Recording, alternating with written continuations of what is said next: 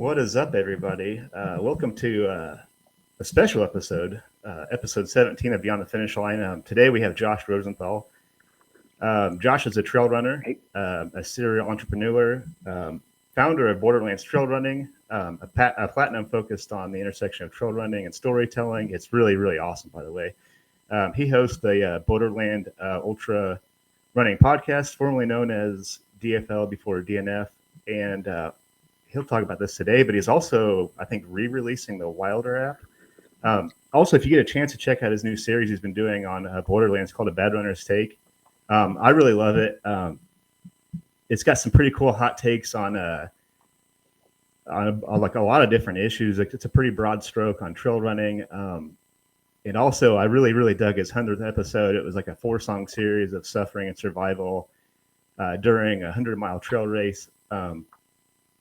And kind of what that might sound like, I actually really dug that episode.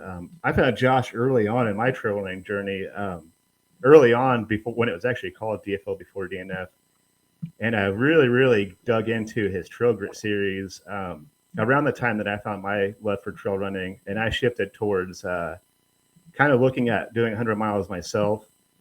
I always loved how raw those documentaries were, and I've been following along ever since I started my 100-mile journey myself. But before we bring Josh to the chat, let's get some housekeeping out of the way.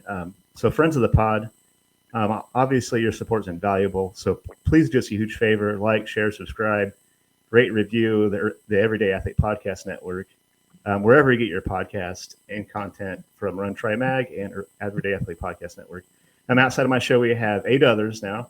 Fireside Chats with Ohm and Jason, Fire Embers also with Ohm and Jason, Running Tales with my man Craig Lewis across the pond, a new show, Enduring Minds, hosted by Evan Birch, and Ohm Gandhi and Jason Bahumandi have been on there. It's a really awesome episode or a podcast about men's mental health, and it's a really refreshing take on that. Also, me and my pal Ohm Gandhi host What's in Your Earbuds. We just talk about music. Running. We have 5 hours and 46 minutes of music on there now, which is really impressive. And we have some new episodes of Caffeinated Coaching with Lori Hauk coming forward. And we have Food Fight Friday with Jason Bahumandi and Adam Lee from Community Trail Running. Your engagement helps build this community, and we cannot do that without you. So without further ado, let's bring Josh forward, which he's already here, and let's have this fantastic chat with Josh. Hey, Joe. Thanks for having me. That's a whole lot of words in the intro, man. I'll get through that one day. I don't mind it. I don't mind it. You know, the intros to me are the hardest part because you got to keep people engaged. You got to say the stuff you need to say, and so you're not going to get any judgment from me. I'm just glad to be here. Yeah, cool, man. Thank you. Like I said, I've been following along for a while, and I was, I guess, an early-ish adapter to the DFL before DNF series, and I've just always loved it, man. And thank you. I really like. It's been cool to see how your like reach and like podcast has grown, and it's just really cool. And so when you said you'd be on the podcast, I was honored. I'm a little nervous. I won't lie. I feel like I feel like I've got kind of like a trail running or a podcasting like heavy hitter on my podcast now. So I'll do my best to keep up. Oh yeah, man. No, I tell you that's what I love about this sport, because I feel the same way sometimes with certain people I've had on my podcast. And it's just like, once you get talking about running, it's like all of that other stuff just goes away. And it's like we're able to just get really stoked about all the same stuff, like the human spirit that endures through, let's say transcends wherever you're at in the world, wherever I'm at in the world. There's always these things that weave us together, and it just makes for great conversation. Yeah, absolutely. It's cool how no matter where you are, there's like a tie that binds us all together in some really cool way. Very cool. So yeah, man, I'm stoked to have you on this side of the mic. I've heard you interview a lot of people, so I just like to kind of come out of the gate and ask the big question right up front. Yeah. Like I said, you're a lot of things. I don't want to put you in like a box. So let's just start with the big question: who is Josh Rosenthal? Yeah, I mean, when it comes to, there's lots of different aspects of that. Like I think about myself as a entrepreneur first. I just love starting things. Like I think of myself as torque. I'm really good torque. Like I can go from nothing to something, really well. And so I end up doing that. That's my space that I'm most comfortable with. I'm not really great at, growing something else. And so I'm always kind of starting new things and trying to get them to certain points of momentum and then trying to bring on people to support me in it. But in the end, I'm a husband, I'm a father, I'm a runner. And then after that, I'm so thankful that in the last, let's say, 2.5 years that my life has been in the ultra and trail running space professionally as well. Oh, nice. So being that said, obviously you had to start somewhere. So like, where did that all begin? Like, obviously, you didn't just start out in the trail running space. So how'd you get there? I mean, what's your running journey, like trail running journey? Yeah, I'm really curious about that. Every time I recall a new memory, it's always like, okay, maybe that's where it started. Maybe that's where it started. And like, there was a really important, man in my life, mentor type in the early 2000s. He really kind of drugged me out and got me running in Salt Lake City. This was 2002, summer of 2002. We were running on the road up Big Cottonwood Canyon. And, I'm coming from West Texas before that, where there's no hills. So I had, some really fond memories of that. And then I started to, kick around the half marathon distance. And Salt Lake City has a really great half marathon. And so I did that, and, I enjoyed that, but I wasn't like getting into the culture until one day. I wasn't in the road running culture, but then my friend Jeremy Cox, who we did a documentary about him called DFL before DNF, Yeah. He essentially handed me a DVD at the time of Unbreakable. And that's when it sort of clicked for me. Like I had this really, even like before that, all these things that come to mind say maybe that was the start. The first time I ever heard of anyone running 100 miles, so my wife is a food writer, and we were at the release of Park City Magazine issue, whatever, in 2009. And just the two of us, no kids. So we go into this magazine release and they seat us at a table for 4. It's like, oh, who are we going to sit with at this table for 4? Well, it's these really nice, lovely people who are also runners. And it was Brian Powell and Megan Hicks who started I Run Far. And that meant nothing to me. They hadn't really started it yet necessarily either. Or maybe it had some momentum at the time. They're like, yeah, we're a writer. We also wrote an article for the magazine, but we write about running 100 miles. And I was like, oh my God, that sounds so dumb. I don't even know where to start. Then I meet my friend Jeremy. He gives me the DVD. And then I'm swept into the North Face Endurance Challenge series, which was just a wonderful, wonderful race put on up in Park City every year. I did it 4 years in a row at different distances. That was my first trail half. That was my first trail 50. And then I attempted the 50 miler one year, got snowed out and rerouted halfway through and wasn't my day. So that North Face really built some fondness because they put on some great races. So coming off of running road, and I'm not fast, I'm anything but fast. So the experience was incredible. The race director was incredible. And so my appetite was just, I don't even know how to describe it. It was just like, I was exploding. Like my heart was bursting. I was so like, oh my God, this is incredible. And so then I want to try the 50 miler again. And I start training and I run the Capitol Reef 50 miler, which was a old Ultra Adventures race that was later bought out by Vacation Races, who owns Zion, Bryce, and Antelope Canyon now. And I run that 50 miler with one of my best friends who was able to drag me across the finish line. And now I'm sucked into Ultra Adventures, and all I want to do is run in the desert. And that's all I can ever think about.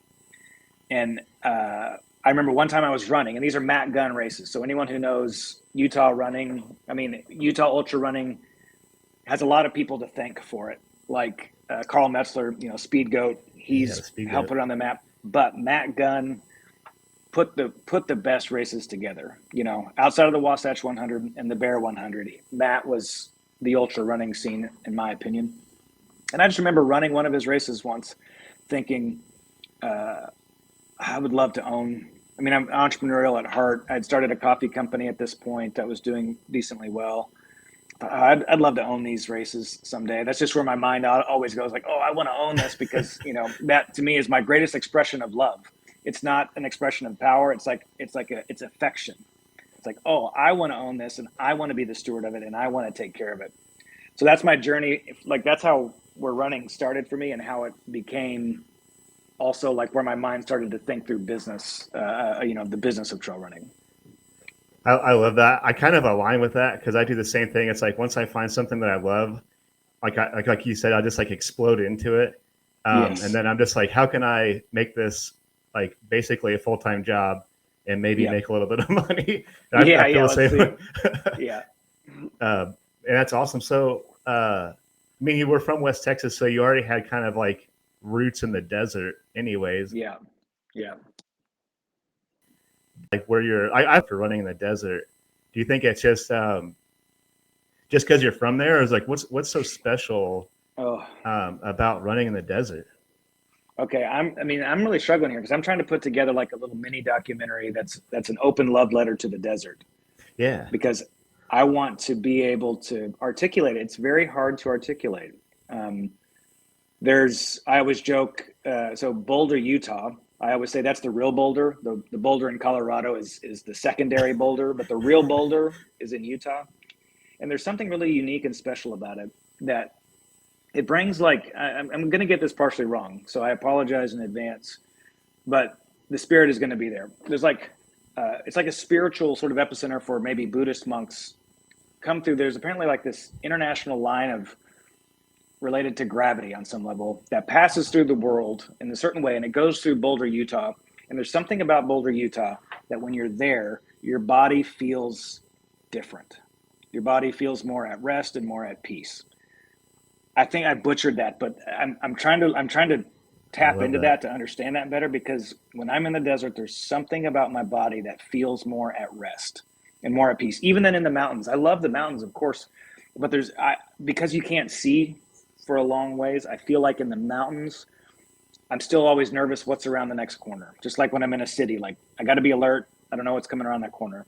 But in the desert, I can see forever. And so it's the inverse of that fear. It's like in the desert, the fear is what you can see, compared to the mountains. It's the fear of what you can't see. And so because I can see the thing that I'm potentially most scared of, I can also deal with it.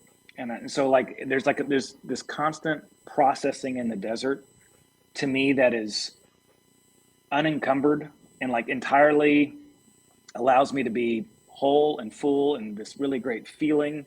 But at the same time, there's like no jagged edges in the desert, like this, because of the way that they weather and the smoothness. So when your eyes are looking at this vast unencumbered landscape, the whole thing with your eyes unfocused, I'm looking at things that are miles away instead of this screen that's 12 inches away. So my eyes are in a different state, and all of the edges that I'm taking in are all smooth and round, and like there's just nothing to me that is uncomfortable or anxiety inducing in those moments.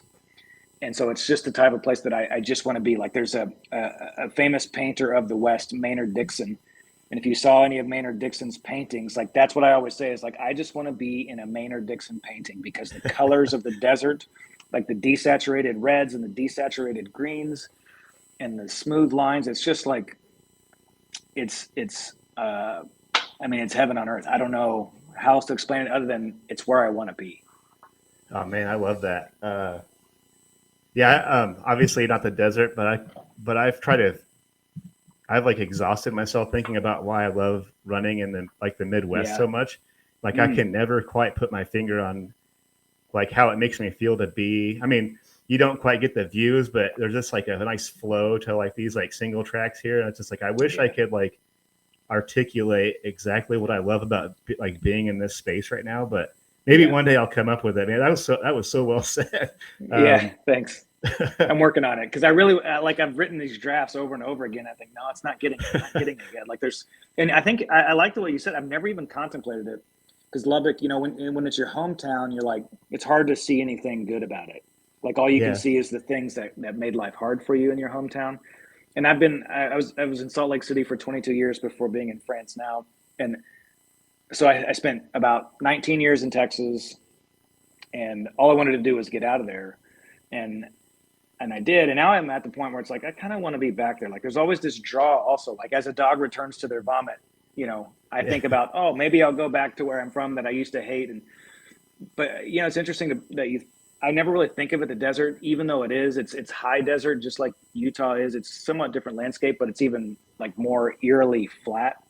And so yeah, that's a good observation. There's probably some connection also, like in a fond way, to where I'm from. Oh, cool. Yeah, I agree with that. I'm back in my hometown. It's the same thing. I couldn't wait to get out of here when I was younger, and now it's Yeah. just no matter where I go, I always kind of feel like a pull back to like Where are kind of you like at? my. I'm actually north of Indianapolis in like a small little Okay. like rural community.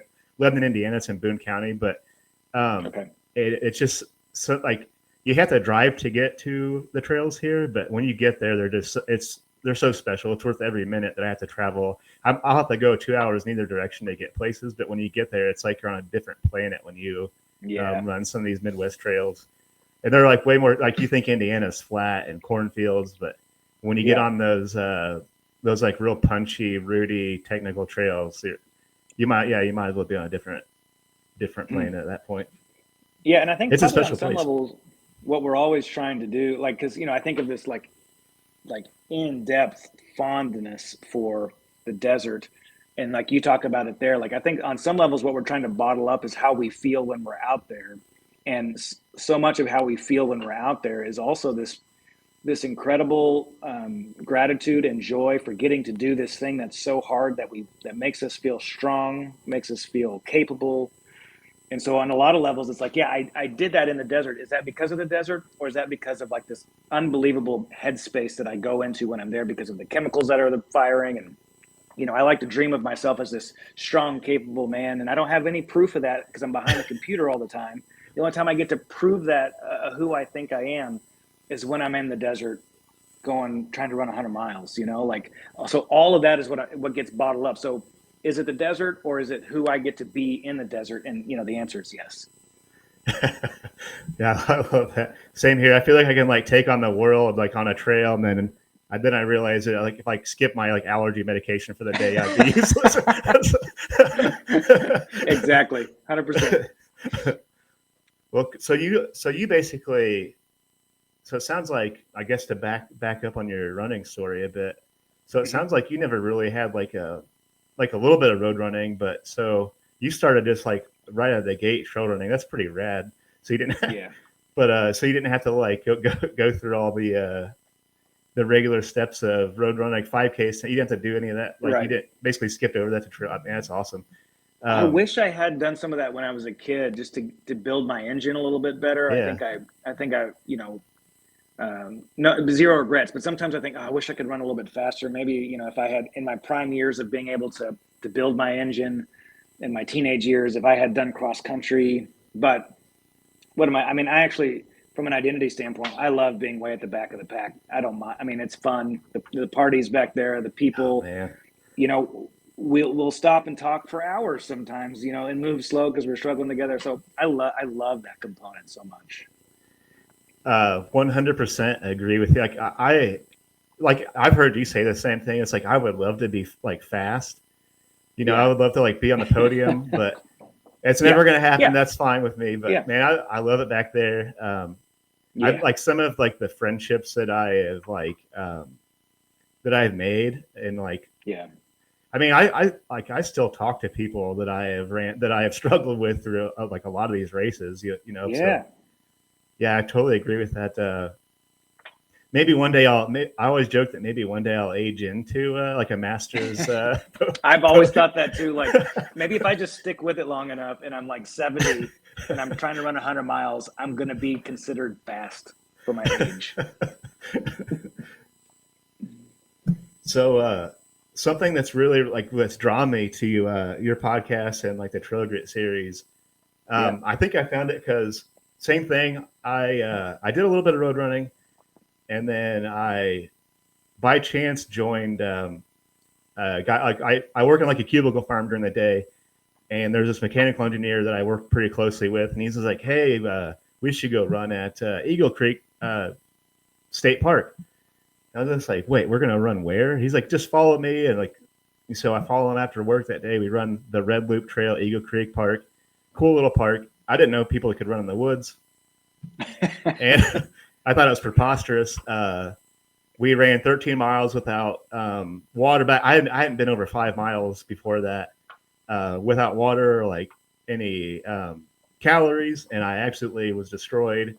And I was absolutely 100% head over heels of trail running before I even knew what it was called. Yeah. And I came home. I get on YouTube.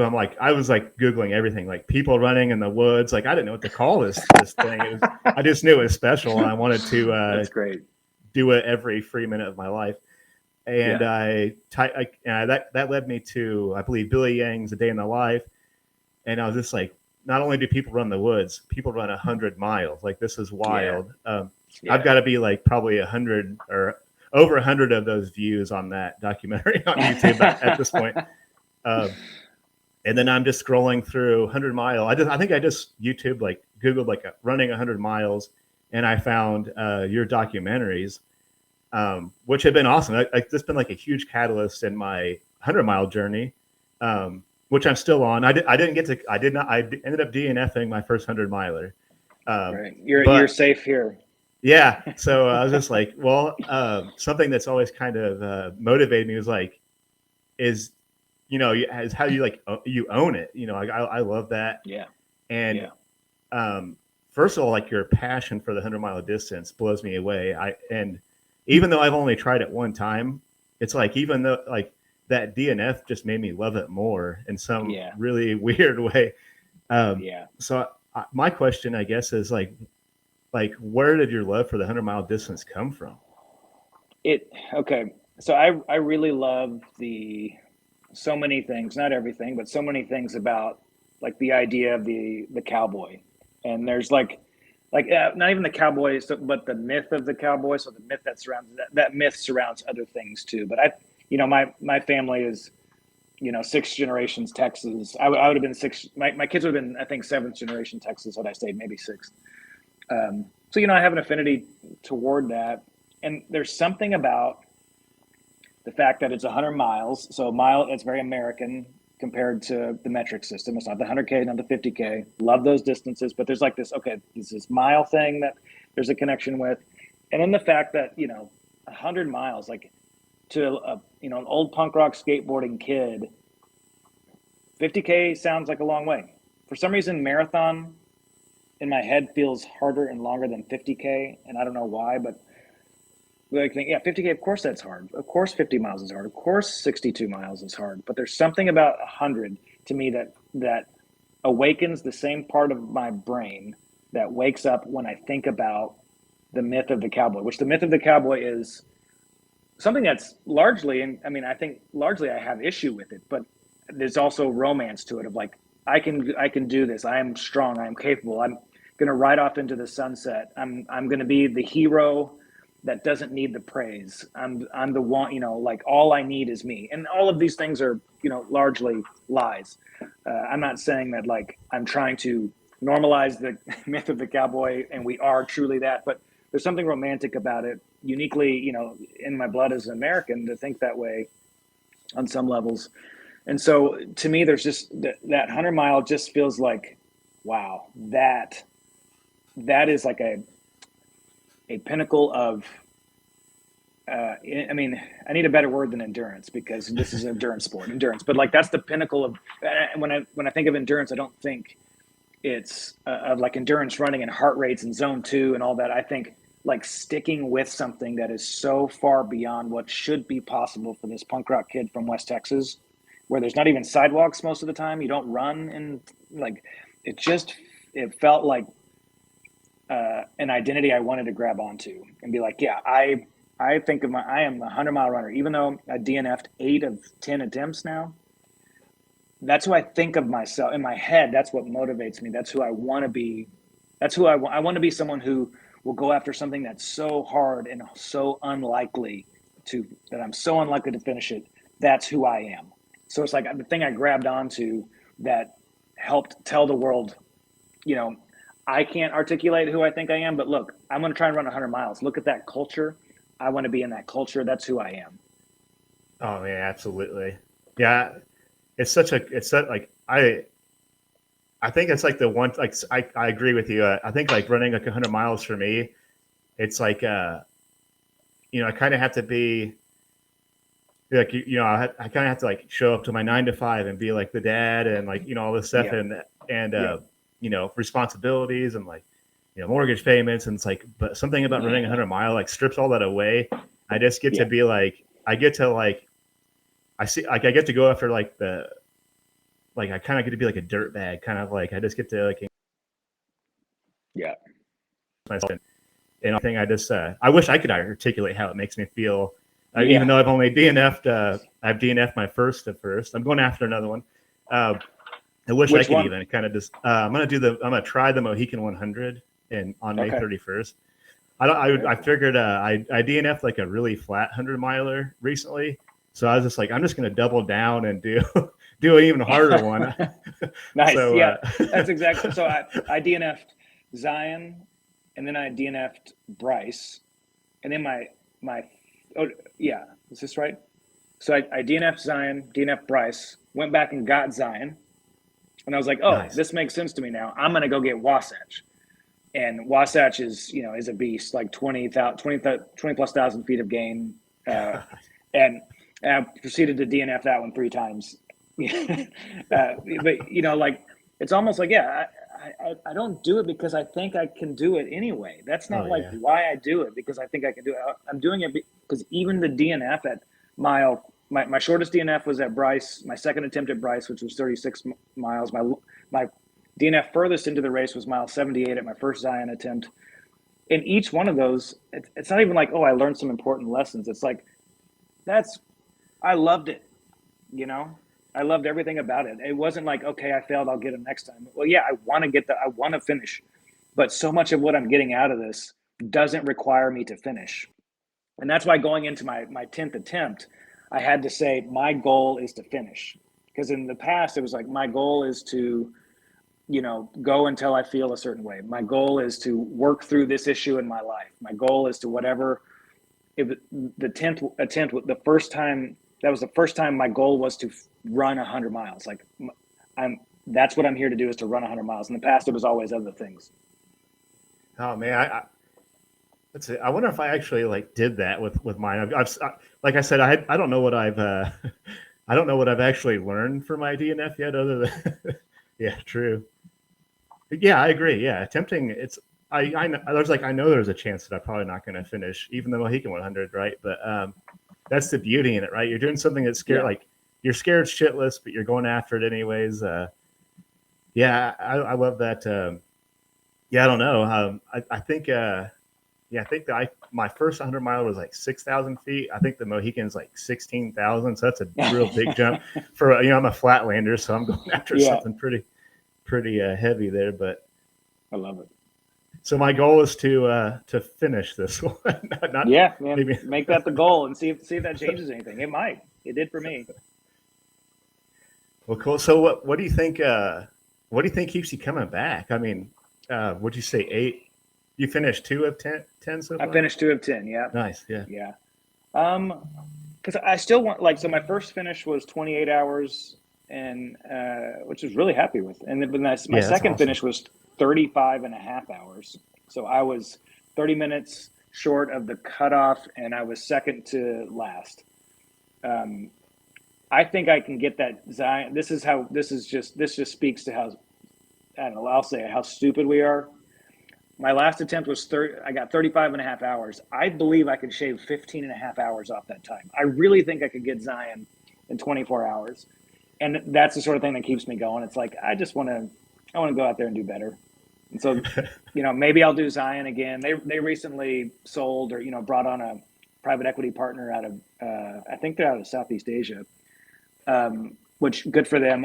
Maybe some of its charm isn't there. We'll see how well they do with the 2025 events, but I'm so fixated on it and interested in it that, going back to that course and getting it in 24 hours makes me real excited. Yeah. It's funny that you mentioned that, because it's like, even though I'm a back of the pack, I always have like these illusions of grandeur that I can like finish one in 24 hours someday. I think that's what keeps me coming back. I'm like, I'm going to get one of those. One of those 24-hour, but even though I know that's like a preposterous notion, but I think that's what keeps me coming back. Like in my heart, I I'm a 24-hour 100-mile runner. I Me guess. too. Me too. My body and everything else says otherwise. Not a chance. Nope. Oh man. So we haven't even talked about this. I want to talk about Borderlands, obviously. Yeah. Like starting Borderlands. First of all, I want to know about the name Borderlands. Maybe we can get to the name Yeah. after Yeah. you. Maybe just run us through, like, I mean, did you like where did Borderlands come from? Like, where was it born from? I guess. Yeah. I mean, okay. So professionally, I had 2012 started a coffee roasting business, and ended up doing that for 8 years. I started some other things along the way, but we grew it quite a bit, and I sold it to my operating, not operating partner, my head operator, my chief of operations in 2020. But in 2017, I started some bars and some restaurants with another partnership, and throughout the course of that, so sold the coffee roasting business, still had those restaurants. I'm always kind of like within food and beverage, I'm always the branding guy and the finance guy. I kind of have a unique spot carved out where I can play in both of those lanes. Okay. Uh, but then in 2020, late 2020, early 21, I started a private placement fund, which is kind of like a private equity deal. And that was an 18-month business plan. So we were going to do stuff quick, and we did, and me and my partner exited from that. And it was just kind of like, hey, what am I, I only did private equity because I wanted to get back into passion. Coffee was passion. Restaurants were passion. I only wanted to do real estate for a minute so that I could get money to go back into passion, because I really just wanted to do passion. And to me, there was no greater passion than trail running. And so started Borderlands. And, the idea of Borderlands was, there's not a conversation that goes by where I don't talk about Venn diagrams. Like life to me can be explained through Venn diagrams all day long. And so if you ever look at the Borderlands logo, you'll see the O is an homage to a Venn diagram. I believe, is it with the B? But there's that was the whole starting point. It's like the Borderlands is this, by definition, is the space between two things. And for me, what wasn't happening much in trail was discussions around the person who had a family life, a professional life, but was still endeavoring to run 100 miles. So you draw those three circles. What's the overlap of wanting to run 100 miles, wanting to have a family, and having a job? And that the center of that to me was Borderlands, was the overlap of all those things. And so like a lot of the values of it were urban, where urban meets trail running. And because if you have a family and you have a job, most of the time that job is you're gonna need to be in a city center of some sort. You can work remotely now, of course, more than ever. But for me, that the thinking behind it was, well, we've got to live in cities, like, without getting into like a deep dive into urban planning and urban development. And I love cities. Like, I love the energy of cities. I mean, I'm in Paris right now because it's the epitome of energy in a city, culture, all of these wonderful, beautiful things, design values and museums, and just all of these things that make life aesthetically beautiful and interesting. But I also want to just go be a dirtbag in the desert. And I am not alone in that. That feels like a lot of people in the industry. So what I was trying to build was that borderland, like this community of people who live in those borderlands of, I'm not quite a city person, but I live in the city. I'm not quite a professional, but I do have a job. So for me, so we live in France right now. This is another example. We live in France right now, and we live but from Salt Lake City. Our home is still there. We're renting it out.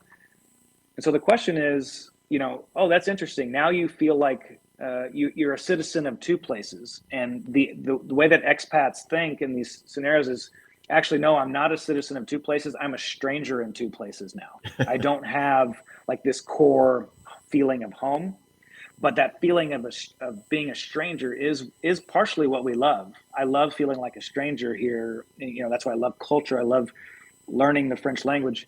Well, that's what Borderlands is that, I mean, are you are you a sales rep for this tech company in Salt Lake City, or are you a family person, or are you a dirtbag runner? It's like, well, I don't know if I'm any of those, but I'm some sort of like combination of all of them. And so the Borderlands is entirely an expression of that. Like, hey, I get that this like life, there's so much happening, but with Borderlands, it was like, I get it. Like, I see like this whole brand is being built around the runner who's not very good, but cannot stop thinking about the sport and has to be in the sport and is being pulled in every single direction, but you still find time to get to those starting lines. Oh man, I love that so much. That pretty much encapsulates like how I feel. It's like I'm split off in like all these different directions, like day job, family, and that, but side business and podcasting and writing. But it's like kind of at the heart of it is like, like I'm not a good trail runner, but I just like I love it so much. Like it almost consumes me. But man, I love that it's like kind of at the center of things. Like you said, like a Venn diagram, like all kind of overlaps. Yeah. In the middle. I love that. That's good stuff. Thanks. So, I mean, could you have ever imagined that Borderlands would take off like it has? Like, okay, yeah. I mean, because like, okay, going back to the beginning, I think of myself as torque and not even horsepower. Like those are like in the world of entrepreneurship. If someone has an idea, like I can get it going. Like for me, I always thought, yeah, I can get something going. The thing is like, can I make it meaningful? And that's, I mean, as an entrepreneur who's kind of working alone on Borderlands now, like I've got the events and I've got the app, and we can get to that if there's time. Yeah. But like for me, sometimes it's when you're alone every day, it's hard. I mean, alone working on the thing that you're trying to build. Sometimes it's hard to know how you're doing, and you just got your head down, you're working, you're building, and I'm the type that will focus in on a objective, and I will go toward it. That's why I can just work in coffee shops in Paris. Like I create the vision where I'm going to go, and then I put my head down and I don't look up until it's over. And so I'm also not good at like celebrating where I'm at.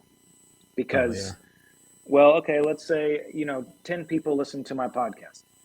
Then my goal was 10 people. Well, by the time I'm at 10 people, I have already created a new vision for 50. And so I don't stop and celebrate the 10, if that makes sense. Because I've already created the new vision. So where I'm at now, it's like, okay, if I go back 2 years ago and think, I've pivoted, I've changed some things, I've had to alter some of like how I'm encapsulating Borderlands and being the heart of trail running. So could I ever imagine where it's at now? I wouldn't have been able to because of how many turns and twists and stuff that it's taken. But also I have this really awful disease that like no matter where I'm at today, even if it's exactly where I had hoped 1 year ago, where I'm sitting today, this is my exact dream. I already moved on from it 6 months ago. And I'm already thinking about 12 months from now. And this is why I love ultra running, because ultra running pulls me into reality right this second. Absolutely. If I'm running that 100, I am the most present I will ever be running 100 miles. And I don't like that, but that's also why I love it. It's the only time it pulls me in. So I can imagine that Borderlands was going to have momentum, that I was going to find kind of my tribe, my crowd, my people. But I wouldn't have imagined that it would look the way that it does now. Man, you that's well said. Thanks. You pretty much hit the nail on the head exactly. Kind of like my why, I guess, is same thing. Like, I'll be head down like working on something, but I'm already kind of like already kind of thinking about tomorrow. I never like get to pull back and get like a 30,000 foot view of kind of what I'm actually doing currently. And I don't celebrate the now or like those smaller milestones. And that's what I've always told people. It's like trail running, like it forces me to like hone in on what's directly in front of me. Like, the next step, the next mile, the next calories. Like, I just never knew that. I never actually knew how to say that, but yeah. But absolutely. Yeah, it's like therapy session. This is good for both of us. We're unpacking a lot here. Yeah. uh, but before we got plenty of time, but I do want to give you a chance to talk about the Wylder app too, because yeah. And then let's talk running after that. Let's get back to some running stuff. But yeah, because I want to give you some space to talk about it. Yeah. So go ahead and tell us about the Wylder app.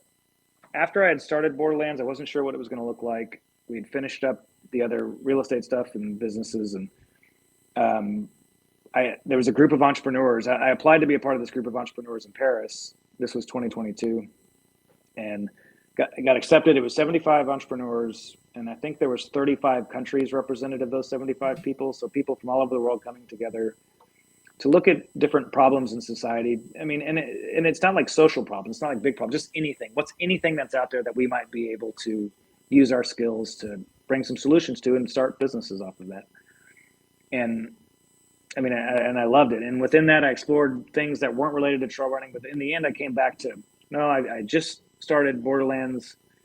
I'm gonna lean into that. And the initial thing I wanted to solve at the time, there was a kid, a man, but he was 15 years younger than me, who had gone on a trail run.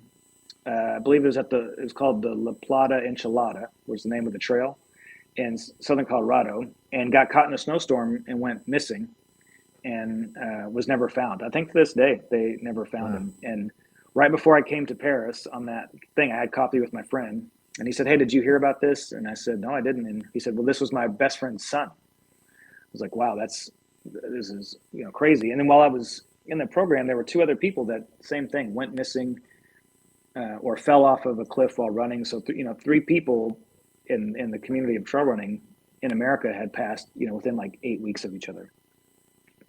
And so my whole thing was like tending to and thinking through this idea of like being lost in the mountains. Like, how do we the very thing that makes us go out there and love trail running is the thing that gets us in the most trouble. Like, we feel fit, we feel capable.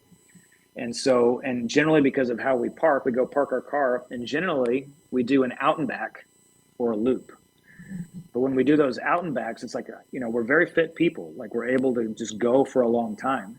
Well, what if you're doing a 10 mile, a 20 mile out and back, and something happens 10 miles out, you're 10 miles from your car.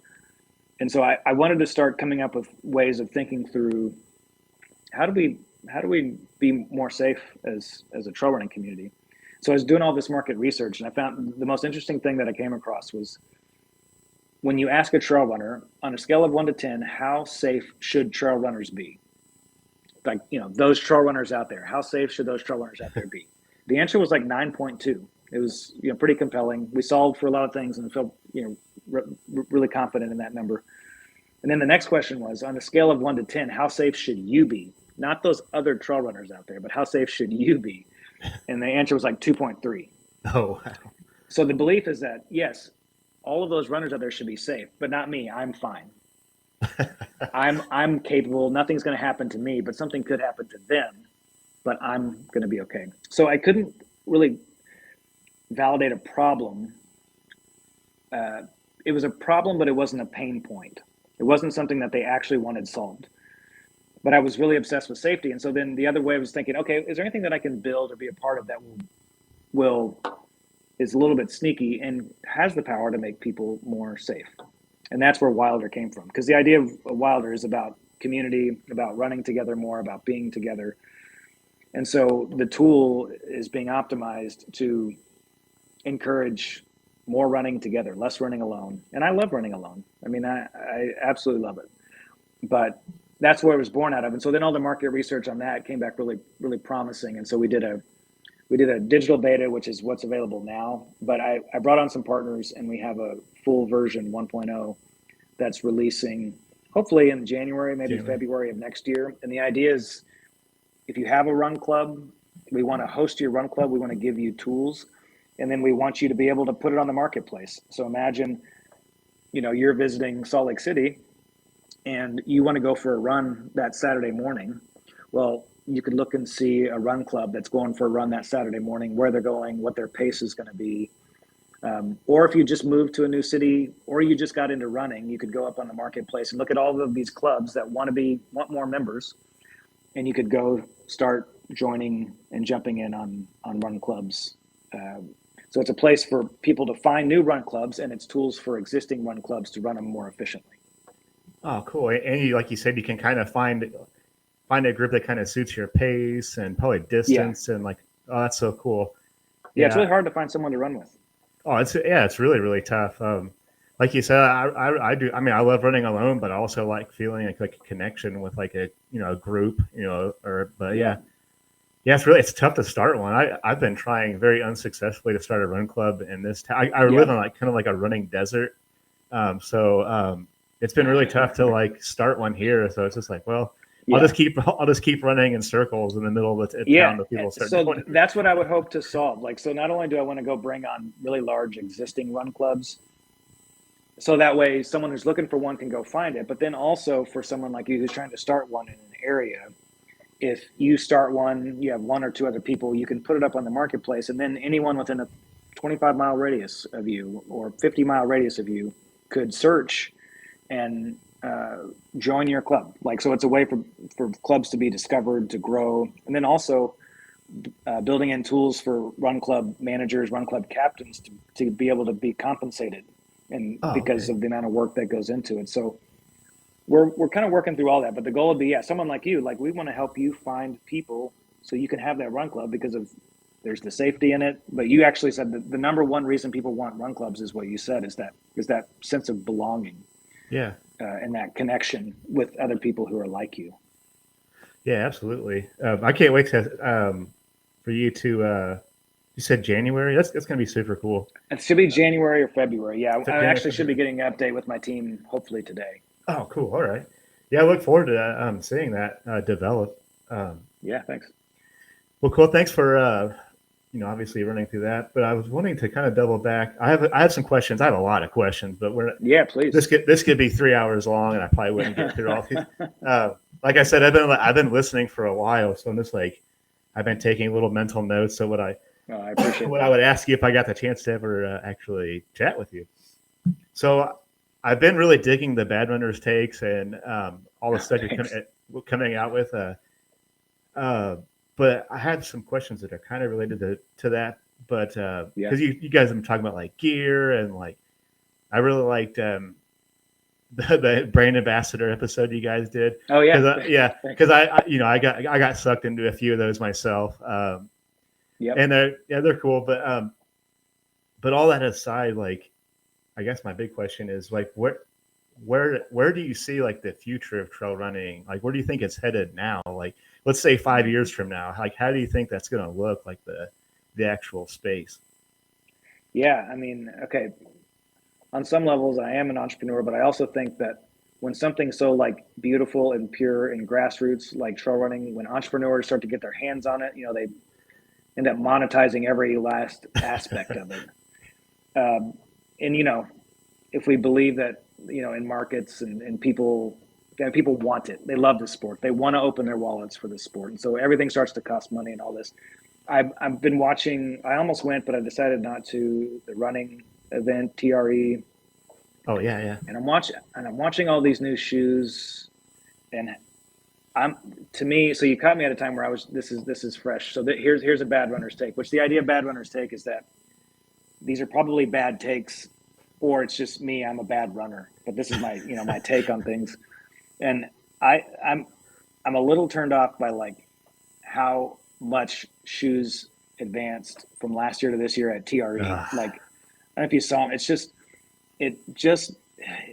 It's losing some of its charm, but to the advantage of runners. I mean, I realize that's what I got to hold in tension here. Oh yeah. But what we wanted to, on a recent episode, which my friend Wolf Runner joins me, Brian Peterson joins me on each of those episodes. They say about running, like, just put on a pair of shoes and go. That's actually done. Like, that's not what running is anymore. It's so far from put on your shoes and go. It's, maybe there's certain days where we do that, but you got to have your running watch. You've got to have shoes. You got to have good clothes, and I love it all. I do. I love it all. But the romance and charm of just put on a pair of shoes and go is gone. And TRE, like when I first got into it, I haven't been into running that long, 13 years, a pair of shoes did not get into the triple digits. Like I was paying $75, $85 for the Brooks Cascadias.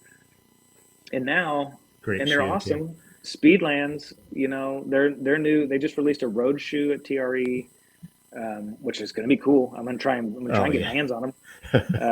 Norda coming in at 300 euros here in France. I don't know if they're north of $300. It's our willingness to pay is really high because we love it so much. So those prices are high because people are paying them. So on the one hand, this is great. We want it, but the future of running is where cycling went. And I'm far from the expert on this, but I think of Rafa was probably the turning point. The reason that my website is borderlands.cc is because I love Rafa. Even though I'm not a cyclist, it's a case study in brilliant marketing around a soul sport. So they're Rafa CC. But when where was I going with that? I just got excited about their marketing. Oh, the way that they, bike cycling became just more and more expensive. Yeah, well, that's where running is now. I mean, with cycling, the same thing. You could say just get on a bike and go. Well, it's just not that anymore. But we've done this to ourselves, and it's not. Yeah, bad. It's amazing how expensive it can be. Like same thing, but it's like it's not. It's like you said, it's evolved so much more than just. You have to have I love my Coros watch, but it's like you have to have the new Coros and like. The whatever the new Hoka is, like I love Hokas too, but but I'm still clinging on to my cotton shirts. By the way, I'm on a hold fast on those. Nice. I have not quite gotten into not spending a bunch of money on clothing just yet, but there's still time. Do you think? Like obviously this is like a good thing for trail running, but do you think it almost makes it like it's too polished and too shiny? Like, do you think it maybe takes away some of like the rough edges of what like trail running is? Yeah, but I think it's the similar thing to like pre 1994 punk rock to post 1994 punk rock, like Green Day. That's when Dookie came out. Rancid's An Outcome of Wolves came out. What a year! A little bit after that, yeah. I mean, great. It was a great year for music. There's a point where the way that we all have grown up and the way that we all start to have money after a certain point, and the way that the money comes into the sport.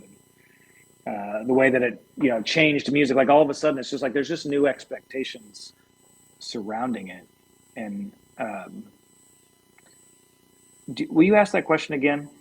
I guess I'm chasing it. Yeah, I was like, do you think like all this is making like trail running like too polished and like too shiny? Okay. Like it's kind of taking away some of like the grit and like Yeah.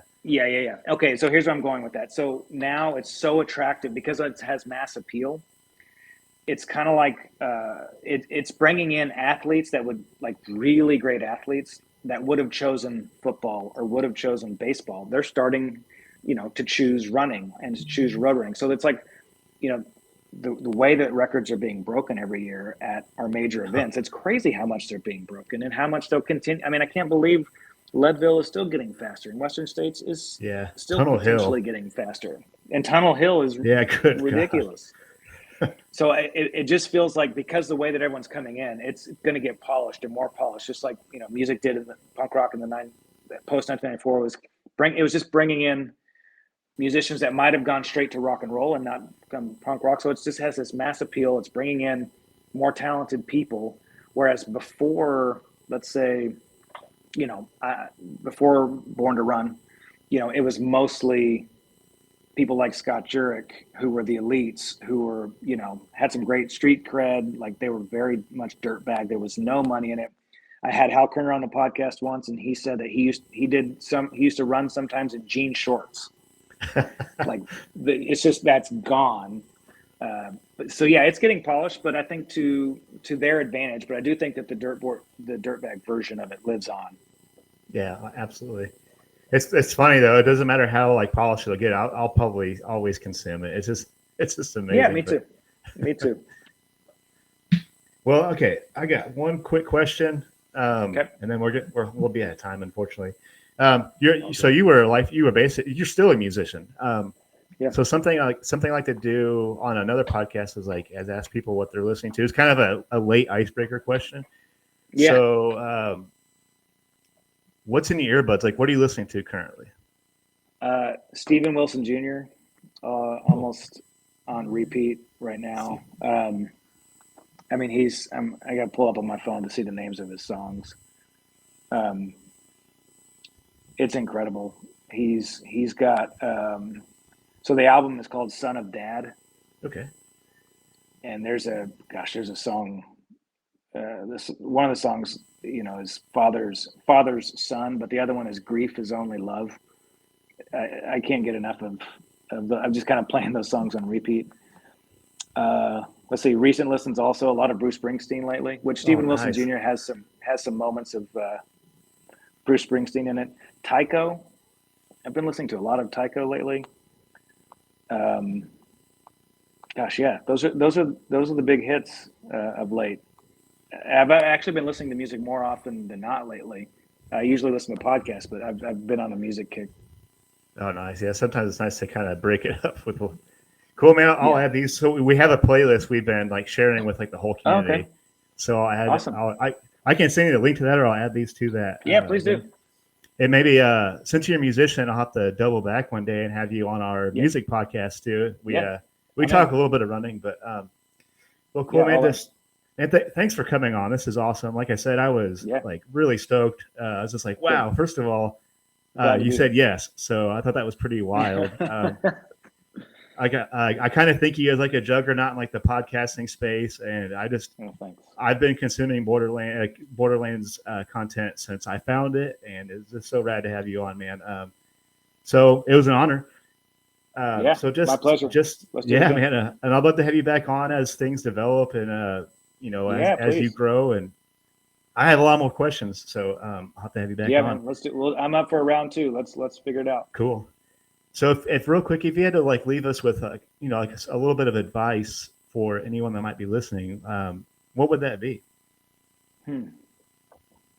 Gosh, I think if this is just how I think about it, like if you have conquered the distance, and what I mean by conquered the distance that you most wanted to run, like a majority of the time you finish it, to go to the next one, go to the next distance, because I think to remember what it's like to stand at the starting line, not sure if you're going to finish, like that's the best feeling. Like if I'm at the start of a 50 miler, I'm pretty sure I'm going to finish it. And that's why I'm like, I don't want to do that. But when I'm at 100 miler, it's like, unless everything goes right today, I'm going to fail. And that's the best feeling. That's why I show up to the starting lines. I want to know that if I don't have a great day, I'm going to fail. Like I've got to be dialed. I've got to be ready. I've got to be focused. And so, the reason we all got into this was because that feeling at the starting line and that feeling at the finish line. Yeah, it's like a really weird like drag in the chase, isn't it? It's like I don't know if I'm going to make it, but yeah, here we go. Well, cool, man. Thanks for coming on. Of course. I won't take up any more of your time. Like I said, we'll have to have a round two, and I look forward to more of your stuff coming out. This is really cool. So thank you so much, Josh, and thank you for anybody that might tune in. Find Josh on Instagram. You're on Threads now. Borderlands.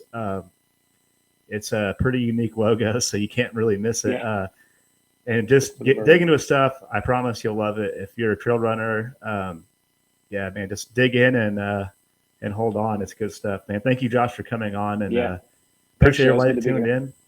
Yeah. All right, man. Well, I'll let you go. We'll plan on a round two sometime soon. Love it. All right, man. Take care.